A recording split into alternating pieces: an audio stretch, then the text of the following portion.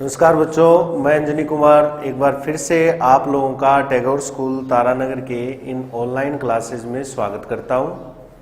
कक्षा 12 भौतिक विज्ञान का चैप्टर नंबर 13 हम लगातार अध्ययन कर रहे हैं और आज के इस पार्ट में हम अपने जो प्रकाश विद्युत प्रभाव का प्रयोग है उसे हम आगे बढ़ाएंगे।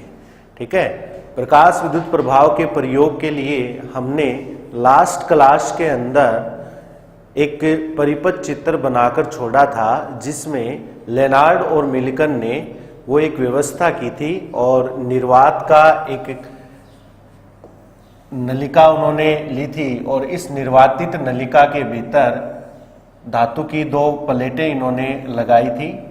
एक प्लेट को बैटरी के ऋण सिरे से जोड़ा और दूसरी प्लेट को बैटरी के धन सिरे से जोड़ा। ठीक है, और ये चीज आपने जिस प्लेट को ऋण प्लेट से जोड़ा उसको मैं कैथोड नाम दे देता हूं और धन प्लेट से जिसको कनेक्ट किया उसको मैं एनोड नाम दे देता हूं। बात आ रही समझ में? सर्किट जो पूरा सर्किट था वो मैंने लास्ट वीडियो में पूरा बना दिया था। आज हम इस पर आगे बढ़ते हैं, इसलिए वहां से आप कंप्लीट कर सकते हो वो सर्किट इसका पूरा।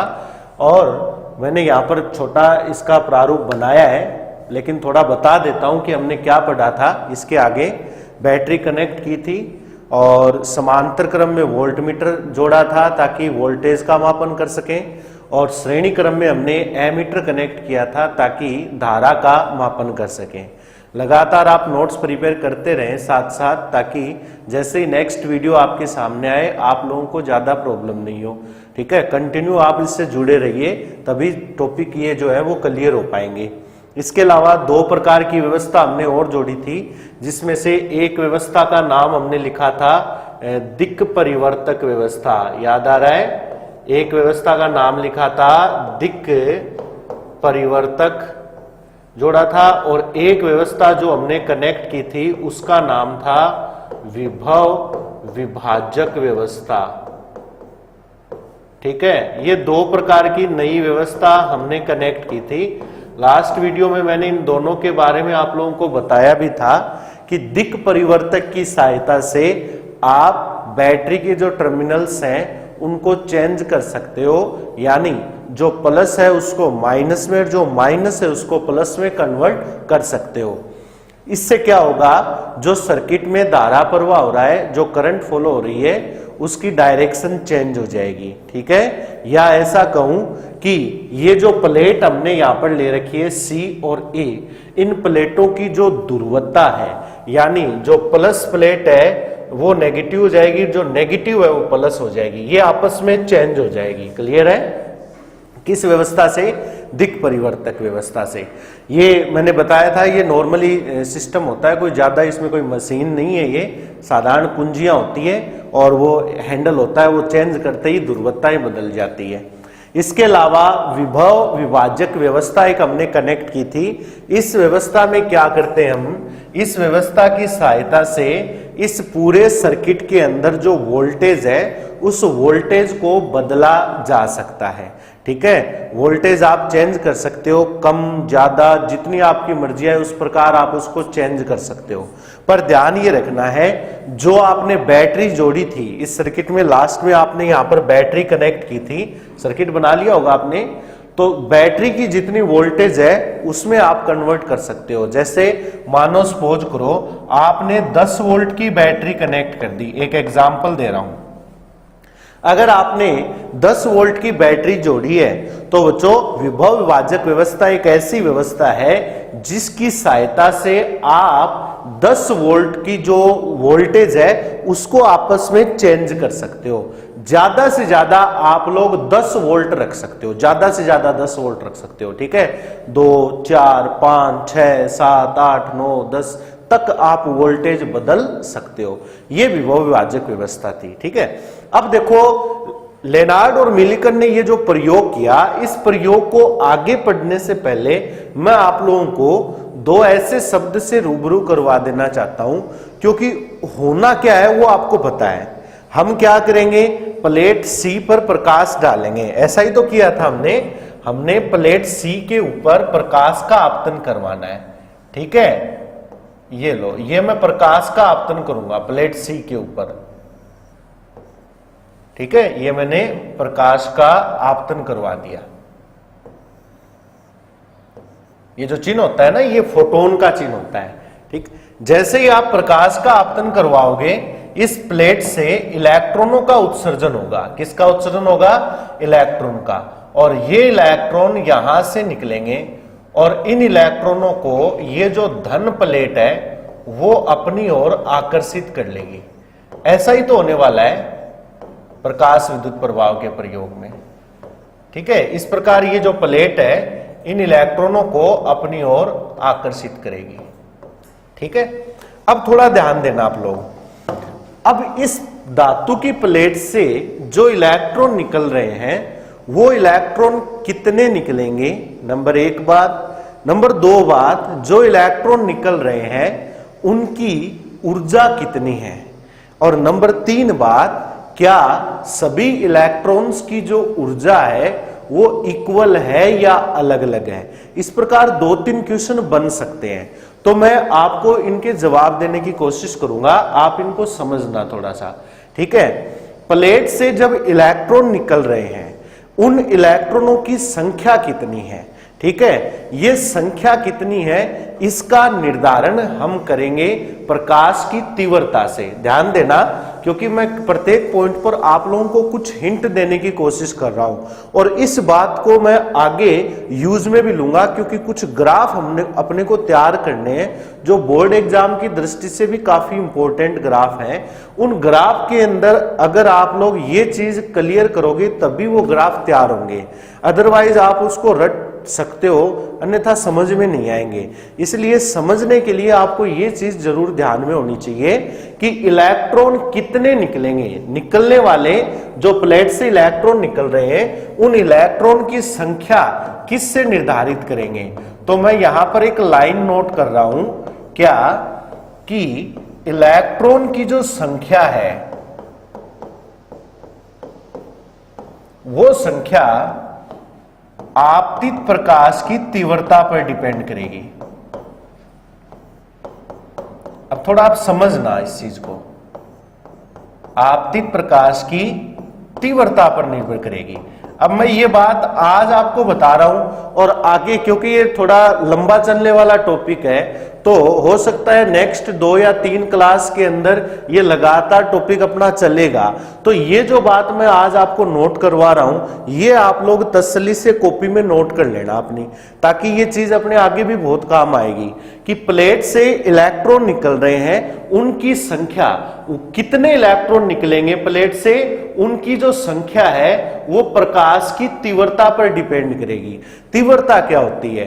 तीव्रता का मतलब होता है कि किसी पृष्ठ पर, अब हमारा पृष्ठ ये प्लेट ही तो है, इस पृष्ठ के एकांक क्षेत्रफल पर, एक क्षेत्रफल पर प्रति सेकंड जो ऊर्जा की मात्रा है, ध्यान देना, एकांक क्षेत्रफल पर किसी, जैसे ये पृष्ठ है, मेरी हथेली में एक पृष्ठ मानूं तो इस हथेली के पृष्ठ पर इसके एकांक क्षेत्रफल पर प्रति सेकंड जो ऊर्जा की मात्रा होगी उसे तीव्रता कहेंगे। समझ गए बात मेरी?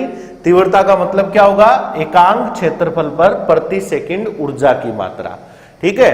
और ऊर्जा की मात्रा जितने, मतलब ऊर्जा की मात्रा निश्चित हो गई एक क्षेत्रफल पर, और जितनी ऊर्जा उस क्षेत्रफल पर निश्चित होगी उतनी संख्या में इलेक्ट्रॉन निकलेंगे, ठीक है। यानी कहने का अर्थ है, ध्यान देना, अब आगे जब भी मैं तीव्रता की बात करूं तो आप समझ जाना कि सर इलेक्ट्रॉन की संख्या की बात कर रहे हैं। तीव्रता बढ़ाना मतलब इलेक्ट्रॉनों की संख्या बढ़ गई, और तीव्रता को घटाना मतलब इलेक्ट्रॉन की संख्या घट गई। ध्यान दे लेना बच्चों इस बात के ऊपर, अगर आपको टॉपिक क्लियर करना है तो, और हार्ड नहीं है, बहुत सिंपल चीज है। तीव्रता बढ़ाने का मतलब क्या हो गया? इलेक्ट्रॉनों की संख्या बढ़ गई, और तीव्रता घटाने का मतलब हो गया इलेक्ट्रॉनों की संख्या कम हो गई।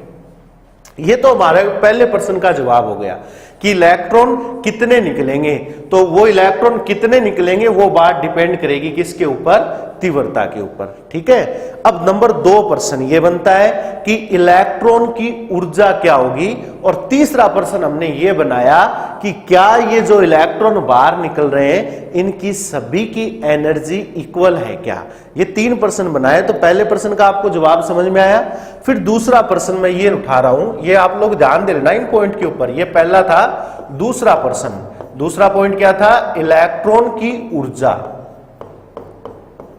इलेक्ट्रॉन, जो इलेक्ट्रॉन प्लेट से निकल रहे हैं ना, इलेक्ट्रॉन की ऊर्जा का क्या मामला है वो देखना है अपने को।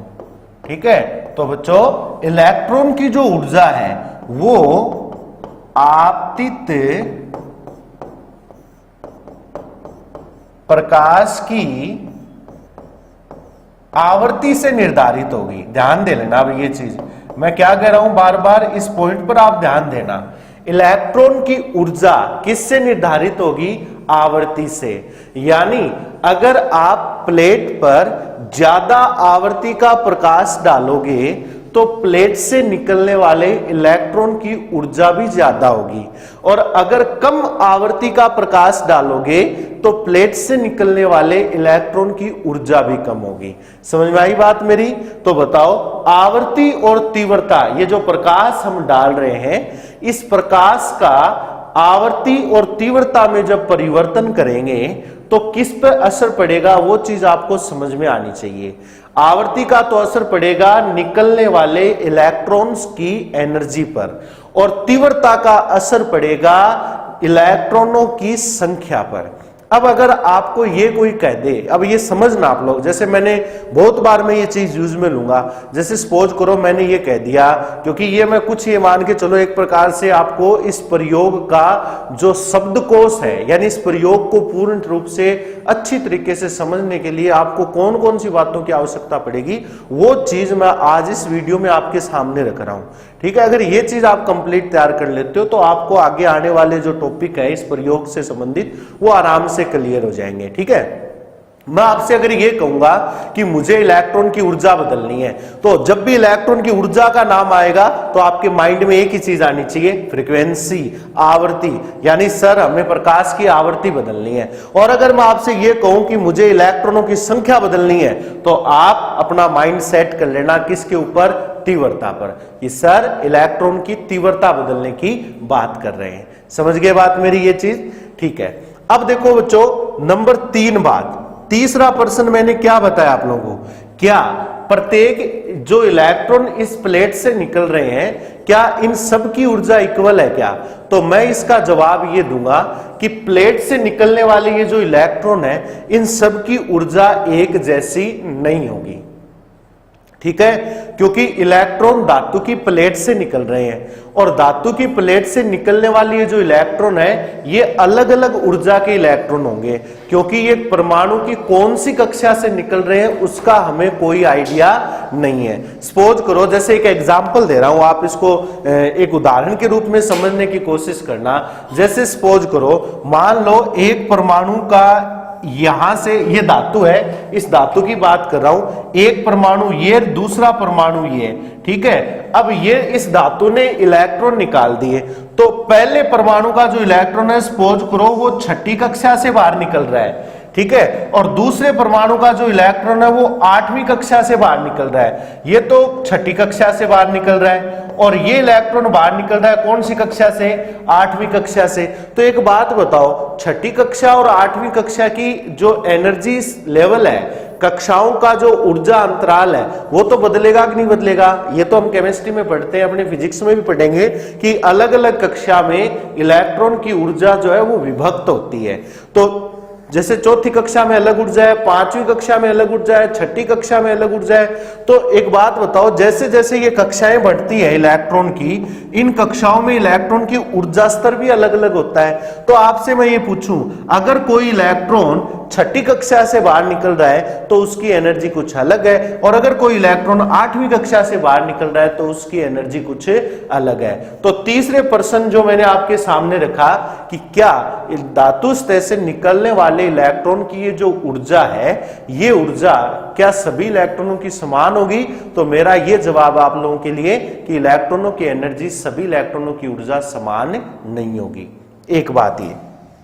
फिर मैं आगे एक कॉन्सेप्ट पर और चर्चा करता हूं, ठीक है? आप थोड़ा ध्यान देना इस चीज के ऊपर। चलिए, मैं एक बात और आपके सामने रख रहा हूं।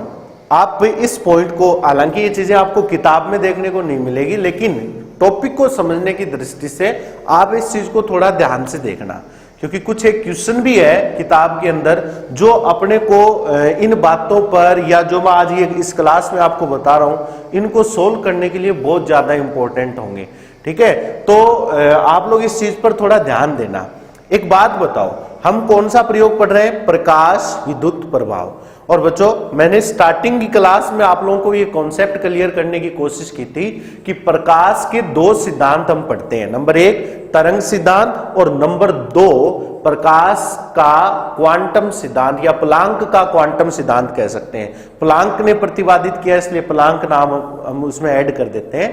तो हमारा ये जो प्रयोग था प्रकाश विद्युत प्रभाव का प्रयोग, ये आधुनिक प्रयोग था, और आधुनिक प्रयोग होने के कारण इस सिद्धांत की व्याख्या पुराने जमाने में जो तरंग सिद्धांत प्रतिपादित हुआ था, जिसका श्रेय हाइगेन को जाता है, हाइगेन के सिद्धांत से हमारे इस प्रयोग की व्याख्या संभव नहीं हो पाई।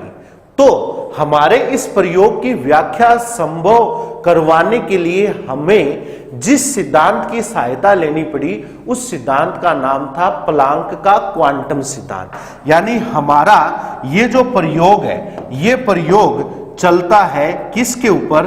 क्वांटम सिद्धांत पर। और किसने प्रतिपादित किया था? ये प्लांक ने।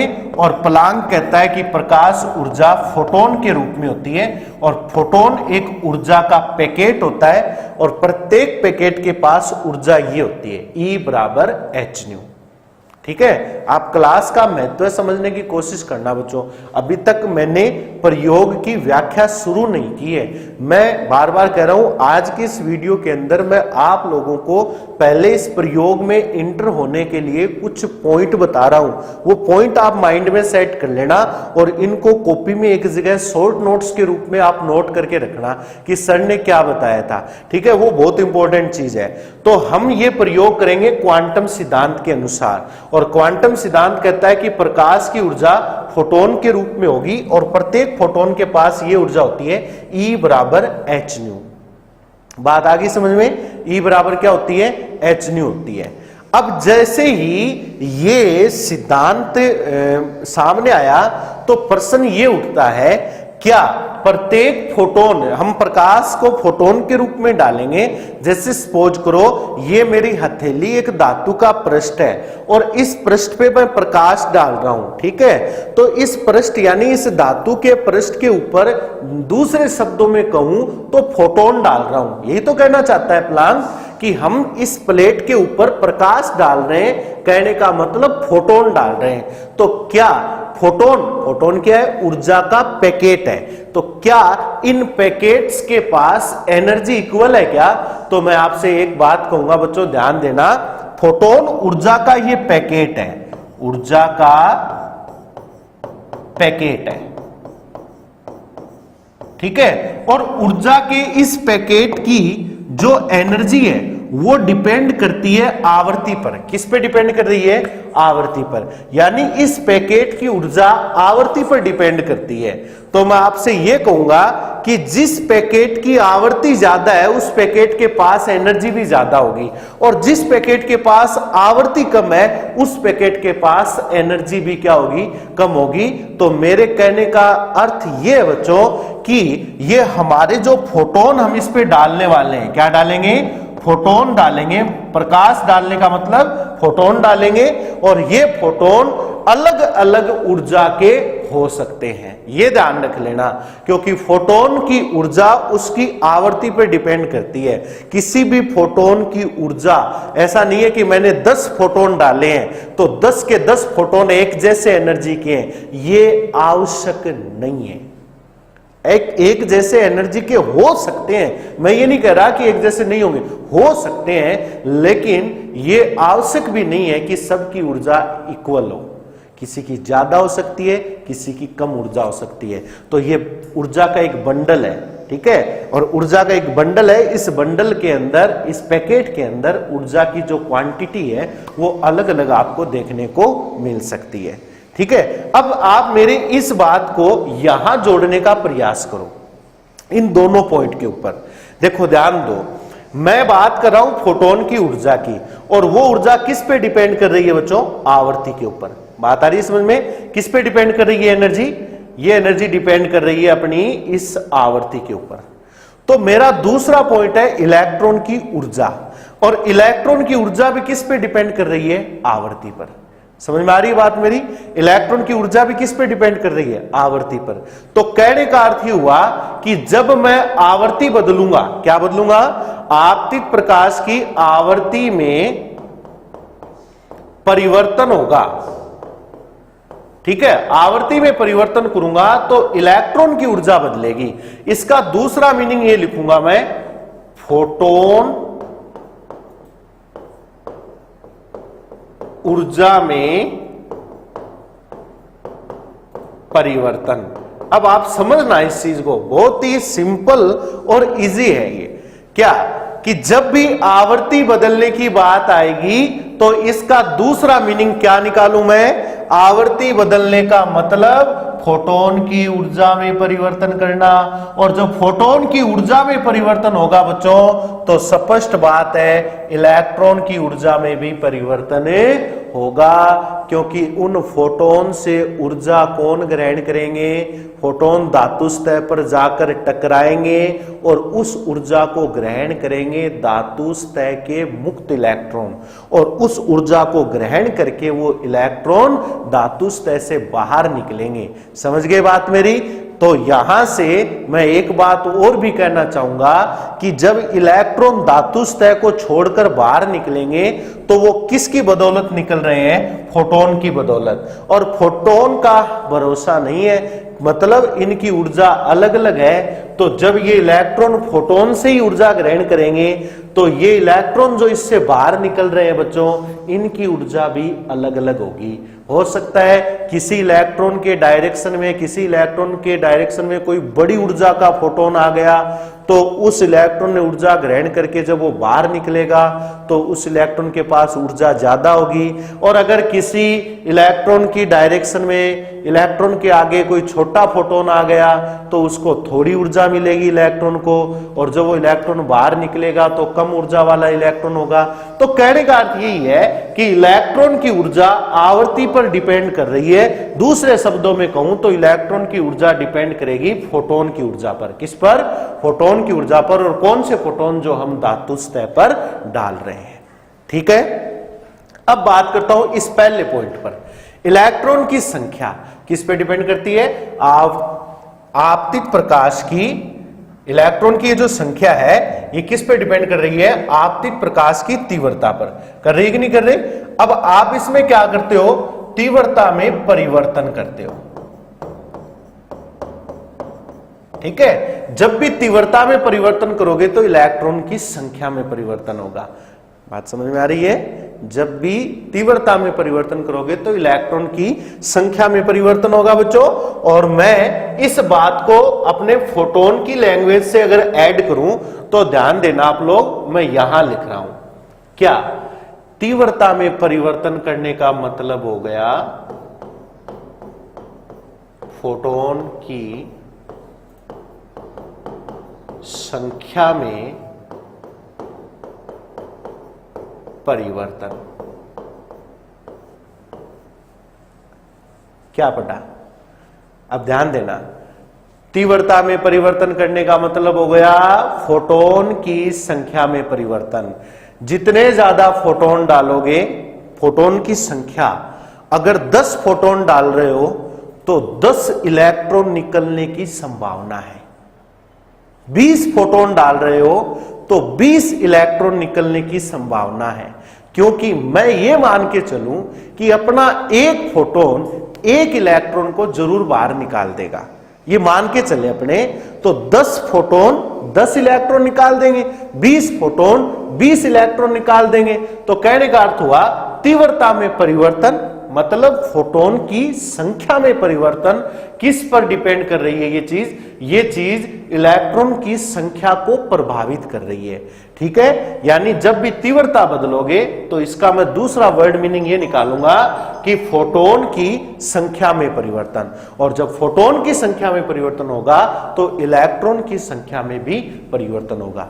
लेकिन बच्चों एक बात आप लोगों को ध्यान से समझ लेनी है, मैंने ये आप लोगों को बात बतानी है कि जैसे मैंने आपको एक एग्जाम्पल दे दिया कि 10 फोटोन डाले तो इलेक्ट्रॉन निकलने की संभावना है 10। बात समझ में आ रही है? 10 फोटोन डाले तो 10 फोटोन से कितने इलेक्ट्रॉन निकल सकते हैं? 10 निकल सकते हैं, ये मान के चले अपने। लेकिन मैं एक वर्ड यूज में ले रहा हूं, संभावना है। 10 फोटोन से 10 इलेक्ट्रॉन निकलने की संभावना है, मतलब ये जरूरी नहीं है कि 10 फोटोन डालोगे तो 10 इलेक्ट्रॉन निकलेंगे, ये आवश्यक नहीं है। अब आप सोच रहे होगे सर ऐसे कैसे? तो बच्चों जो 10 फोटोन डाल रहे हो ना, इलेक्ट्रॉन को बाहर निकालने के लिए जो फोटोन ने आपने डाले हैं, उन फोटोन के पास निश्चित एनर्जी भी तो होनी जरूरी है, और वो ऊर्जा, इतनी ऊर्जा होनी आवश्यक है जिससे इलेक्ट्रॉन धातु सतह से बाहर आ सके। समझ रहे हो बात मेरी?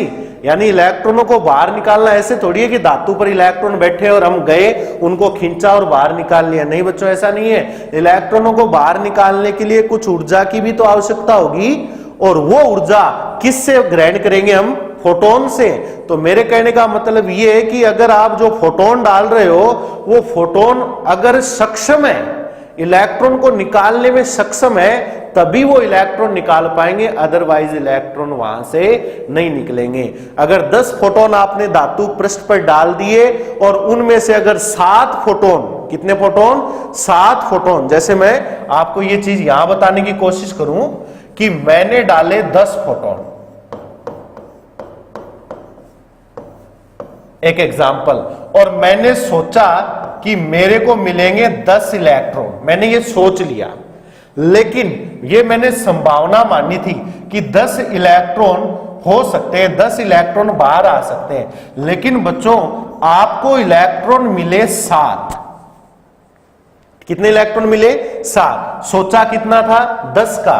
फोटोन कितने डाले मैंने? 10। इलेक्ट्रॉन कितने मिले? 7। इसका मतलब मैं तो ये कहूंगा कि हमने जो 10 फोटोन डाले हैं उनमें से केवल 7 फोटोन, कितने फोटोन? केवल 7 फोटोन ही ऐसे थे जो कि जिनके पास इतनी ऊर्जा थी कि उन्होंने इलेक्ट्रॉन को बाहर निकाल दिया। जबकि जो 3 फोटोन, कितने फोटोन बच गए? कितने? 3 फोटोन। एक एग्जांपल दे रहा हूं मैं। 3 फोटोन ऐसे थे जो कि इलेक्ट्रॉन को बाहर निकालने में सक्षम नहीं थे, इसलिए उन्होंने इलेक्ट्रॉन को बाहर नहीं निकाला, और 10 में से 7 फोटोन ने अपना काम कर दिया और 10 फोटोन ने 7 इलेक्ट्रॉनों का उत्सर्जन करवा दिया। एक बात तो ये ध्यान रखना, मैं आपको बता रहा हूं। अच्छा जी, कई बार ऐसा भी हो सकता है कि 7 फोटोन डाले मैंने, 10 फोटोन डाले और इलेक्ट्रॉन निकलने चाहिए कितने? 10। निकले नहीं। इलेक्ट्रॉन निकले मेरे पास, सपोज करो 8 इलेक्ट्रॉन। निकलने कितने चाहिए थे? 10। कितने निकले हैं? 8। जब मैंने उसकी जांच की तो पता चला कि मेरे जो 3 फोटोन थे वो इलेक्ट्रॉन निकालने में सक्षम नहीं है। मान लो 3 फोटोन इलेक्ट्रॉन निकालने में सक्षम नहीं थे, बचे कितने? 7 फोटोन इलेक्ट्रॉन निकाल रहे हैं। अब आप सोच रहे होंगे कि सर 7 फोटोन तो 7 ही इलेक्ट्रॉन निकालते, आपने तो कितने निकाल दिए? 8। तो मैं एक बात और बताना चाहूंगा, क्या कि यह भी जरूरी नहीं है कि एक फोटोन से केवल एक इलेक्ट्रॉन ही निकले। ये तो मानकर चलते हैं ताकि कैलकुलेशन आसानी से हो जाए। 7 photon 7 electron, 10 photon 10 electron, 20 photon 20 electron. अब ये रेशियो बराबर चलता रहता है तो हमें कोई भी कंडीशन है उसको समझने में आसानी हो जाती है। लेकिन बता देना चाहूंगा कि आप ये चीज भी याद रखना क्या कि 7 फोटोन, ये जरूरी नहीं है कि 7 इलेक्ट्रॉन निकाले, लेकिन हम ये कैलकुलेशन के लिए मान के चलते हैं कि प्रत्येक फोटोन 1 इलेक्ट्रॉन तो निकाल ही लेगा। लेकिन 7 फोटोन अगर 8 इलेक्ट्रॉन भी निकाल रहे हैं तो आपको इसमें ज्यादा सोचने की जरूरत नहीं है। हो सकता है ऐसा, क्योंकि फोटोन ऊर्जा का पैकेट है और पता नहीं किसी पैकेट के पास ज्यादा ऊर्जा हो, और ज्यादा ऊर्जा होने के कारण उस एक पैकेट ने 7 में से किसी एक पैकेट ने 2 इलेक्ट्रॉन निकाल दी। नहीं समझेगा बात मेरी? तो फोटोन ऊर्जा का पैकेट है, ठीक है। और ऊर्जा का जो पैकेट जब इलेक्ट्रॉन को मिलेगा, ऊर्जा का पैकेट जब इलेक्ट्रॉनों को मिलेगा तो उस ऊर्जा से 1 इलेक्ट्रॉन बाहर निकलता है, ये तो चलो क्लियर है। लेकिन अगर 1 से ज्यादा भी इलेक्ट्रॉन बाहर निकलते हैं तो भी ज्यादा आपको विचार नहीं करना है, ऐसा हो सकता है, ठीक है। तो बच्चों आज की इस क्लास में हमने क्या पढ़ा उसके बारे में मैं थोड़ा सा आपको बता देना चाहूंगा। आज की इस क्लास के अंदर मैंने आपको बेसिक पॉइंट बताने की कोशिश की है और मैं उम्मीद करता हूं कि ये चीज आपको समझ में आएगी। ये टॉपिक क्लियर कर लेना आप लोगों को। उसके बाद मैं नेक्स्ट क्लास के अंदर आप लोगों के सामने इसके ग्राफ और जो भी सिस्टम है, यानी आवर्ती और तीव्रता के साथ कैसे परिवर्तन होने वाला है वो हम सीखेंगे, ठीक है। तो ये चीज समझ में आ गई होगी। तीव्रता में परिवर्तन मतलब फोटोन की संख्या में परिवर्तन, और जब ये परिवर्तन है तो आप समझ जाना इलेक्ट्रॉन की संख्या में परिवर्तन होगा, इलेक्ट्रॉन की संख्या में परिवर्तन होगा, ठीक है। और अगर आवर्ती में परिवर्तन कर रहे हो तो मतलब फोटोन की ऊर्जा में परिवर्तन हो रहा है, और फोटोन की ऊर्जा में परिवर्तन हो रहा है तो समझ जाना इलेक्ट्रॉन की ऊर्जा में परिवर्तन हो रहा है। ये मेरी आज की क्लास का मेन टारगेट था आपको समझाने का। और नंबर 3 बात ये बता देता हूं कि फोटोन, प्रत्येक फोटोन के पास ऊर्जा एक जैसी नहीं होगी, अलग अलग ऊर्जा के अलग अलग फोटोन हो सकते हैं। नंबर 4 बात, जो इलेक्ट्रॉन निकल रहे हैं इनके पास भी ऊर्जा इक्वल नहीं होगी, क्योंकि इलेक्ट्रॉनों के पास ये जो ऊर्जा है वो फोटोन से आ रही है। और फिर दूसरी बात ये भी है कि इलेक्ट्रॉन कौन सी कक्षा से आ रहा है वो भी अपने को पता नहीं है, तो इलेक्ट्रॉनों की ऊर्जा भी अलग अलग होगी। और नंबर 5 बात ये याद रखनी है कि प्रत्येक फोटोन 1 इलेक्ट्रॉन निकालता है, ये हम मान के चलते हैं, लेकिन ये भी जरूरी नहीं है। एक फोटोन 1 इलेक्ट्रॉन को निकाल भी सकता है अगर उसके पास ऊर्जा है, और अगर उसके फोटोन के पास ऊर्जा नहीं है तो धातु सतह से इलेक्ट्रॉन नहीं निकलेंगे। और ऐसा भी हो सकता है कि अगर फोटोन के पास ऊर्जा बहुत ज्यादा है तो धातु सतह से 1 से ज्यादा इलेक्ट्रॉन भी निकल सकते हैं, ठीक है। तो आज की इस क्लास में मेरा उद्देश्य ये चीज समझाने का था आप लोगों को। बच्चों छोटे वीडियो बनते हैं, लेकिन जो टॉपिक हम करवा रहे हैं उनको रेगुलर आप देखते जाइए और इनके नोट्स बनाते जाइए। हम बार बार आपसे अपील कर रहे हैं, और अपने संस्था ने, अपने स्कूल ने, टैगोर स्कूल ने इस प्रकार की व्यवस्था सिर्फ आप लोगों के लिए की है ताकि घर पे रहते हुए आप लोग अपनी पढ़ाई अच्छी तरीके से जारी रख सको और अपना सिलेबस है वो क्रमबद्धता से पढ़ सको, ठीक है। तो वीडियो पूरा देखना है बच्चों आप लोगों का, और तैयारी करनी है। तब तक के लिए धन्यवाद। जय हिंद, जय भारत।